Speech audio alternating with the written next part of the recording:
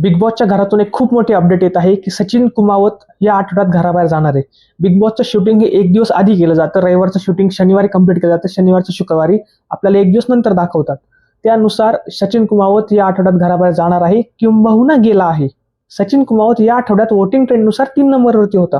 तर त्याला 9 नंबरवरती नेण्याचं कारण काय? त्याला बाहेर काढायचं कारण काय? त्याचा गेम दिसत नाहीये किंवा तो खेळत नाहीये किंवा वरती जाऊन तो झोपतोय, बाल्कनी ग्रुपमधला आहे म्हणून काढलाय, काहीच कारण माहित नाही. काल सुद्धा तो दुपारी एका टाइम वेळेस तो सोफ्याच्या तिथे जाऊन गप झोपला होता तन्वीला कळू नये म्हणून.